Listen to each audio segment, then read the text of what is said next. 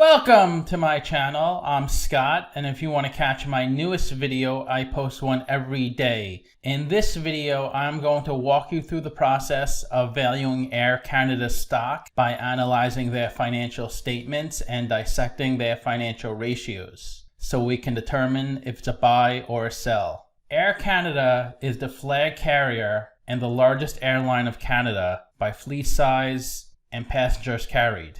Its headquarters are in Montreal, Quebec, and was founded in 1937.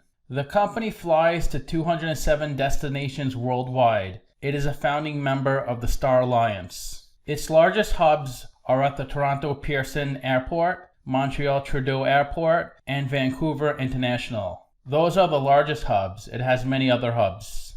In 2000, it acquired its largest rival, Canadian Airlines.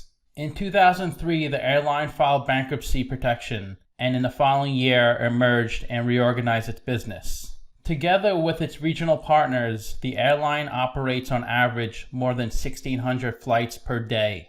This ticker trades over the counter in the United States. The ticker is ACDVF. We're going to look at the ticker that trades on the Toronto Stock Exchange, since the company reports its financials in Canadian dollars. So all numbers on this video are in Canadian dollars. This is a mid-cap company, 7 billion market cap. They're trading at $21 a share and they have 335 million shares outstanding. Let's look at the financials. The way you value a company is you estimate the free cash flows into the future and then you discount those numbers back to today's value.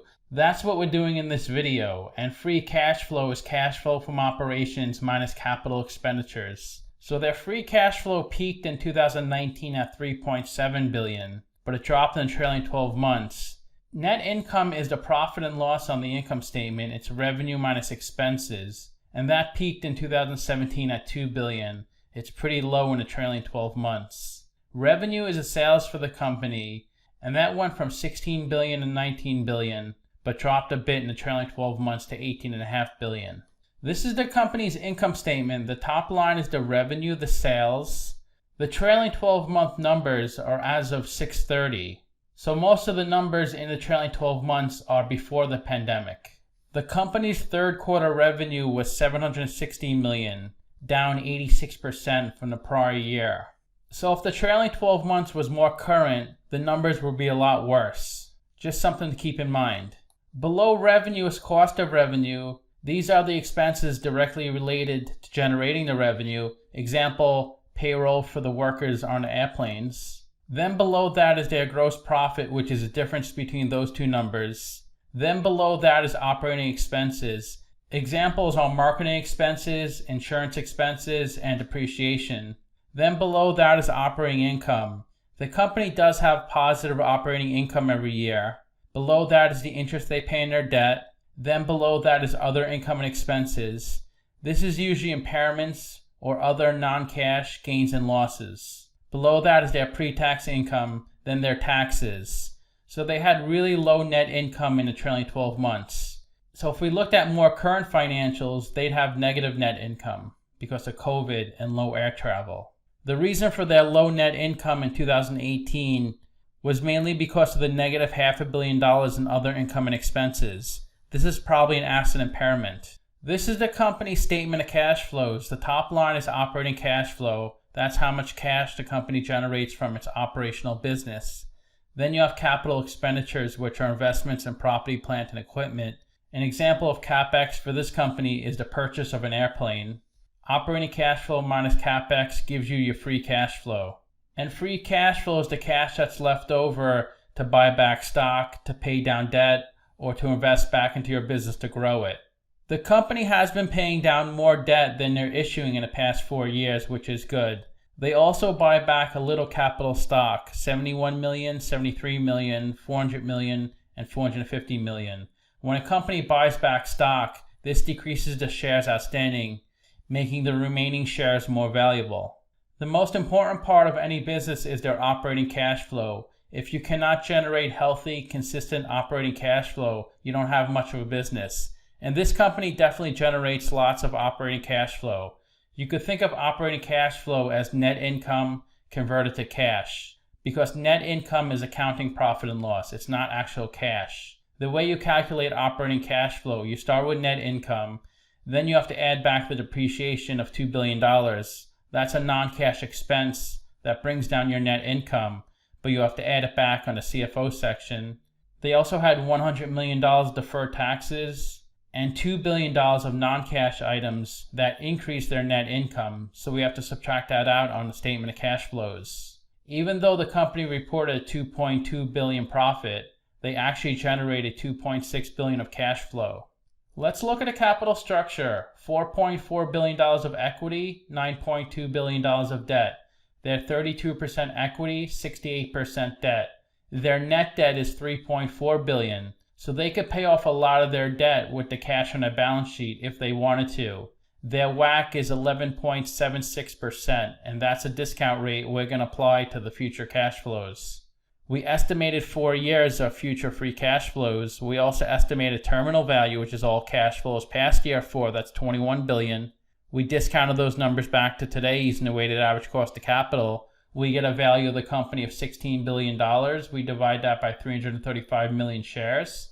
And we get a calculated stock price of $49. They're trading at $21, so they're trading at a 57% discount. It's a strong buy according to the model. Simply Wall Street is a lot lower than me. They're at $27 a share. So they're saying the stock is a lot less undervalued than me. I estimated they would lose $1 billion in 2021. Then they would return back to profitability. I was not too aggressive with their future free cash flow growth. I'm still coming up with a stock price a lot higher than what they're trading at. This stock was about $50 a share before the crash in March. Then it came down a lot. It's come up a little bit since the bottom, but not too much. It's sitting at a really major discount relative to its March highs. And this company does not pay a dividend. They have a really high beta, 2.5, so the stock moves 2.5 times the market. The stock has gone down 54% in the past 52 weeks, while the S&P 500 went up 16% in the same time frame.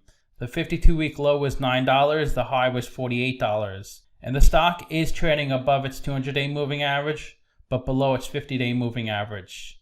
About 3.5 to 6 million shares are traded each day on this stock. Of the 335 million shares outstanding, 296 million are on float. 30% are held by institutions, and a little over 2% of the shares are shorted. If you invested $10,000 into this company in 2014, if you sold the stock in March of last year, you would have quadrupled your money. But if you're still holding on, you'd be at $21,000. FMR is the biggest shareholder at 10%, then Letco, US Global Investors, RBC, and Vanguard. Let's look at the financial ratios. The average PE in the market's 10, the median's 14. PE is stock price over earnings per share. To calculate earnings per share, that's net income over shares outstanding. They're at 86, so investors are paying $86 for $1 of earnings. Price to sales is stock price over sales per share. They're at 0.4, so they're a really low price sales ratio.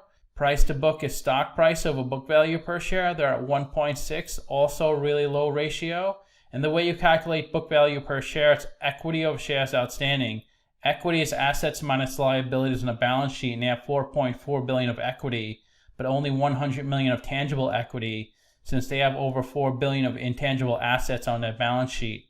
Interest coverage ratio is EBIT over interest expense. They can cover their interest payments a little more than 2 times. ROE is net income over equity. They have a really small ROE at 2%. Current ratio is current assets over current liabilities. They can almost cover their current liabilities with their current assets. And their current assets are $6 billion of cash and $900 million of receivables. The company does appear to be well capitalized, but like I said, these numbers are as of 6/30. So right now they're losing a lot of money because their sales are real low with COVID. So they're going to need some more debt financing to run their business over the next 12 months. The best way to look at ratios to compare them to similar companies, I've done videos on 11 airlines, and Air Canada is right here. If they have a number in red, they're worse than the average. If they have a number in green, they're better than the average. A lot worse in PE. They have a really low price to sales and price to book. They're actually higher than average and current ratio because a lot of these companies are below 1. They have a really low ROE, but it's not negative. The average is negative, so they're better than the average. They're pretty high in debt at 68%, and their 7 billion market cap averages 12 billion. I converted all these numbers to Canadian dollars. So to summarize, I have them trading at a 57% discount, but it may take another year or two for airlines to become profitable again. No one really knows when air travel will get back to where it was in 2019. But this company has been around a long time, they're an important part of Canada, and airlines are never going to go away, even if they lose money forever. We need airlines to function in our society. I ranked their free cash flow 6 out of 10. They had a really high number in 2019. Of course, it's dropping off now with COVID. I ranked their revenues 8 out of 10. They have really strong revenues that peaked in 2019, but I know it dropped a lot in 2020. Their ratios I ranked 6 out of 10. They have pretty good ratios, but their PE is really high and they have a really low ROE and pretty high debt. So let me know what you think. Give this video a like, subscribe, or comment below. Also, if you'd like to get a custom valuation or just support the channel, you can become a member by clicking on the link in the description below. Thanks for watching.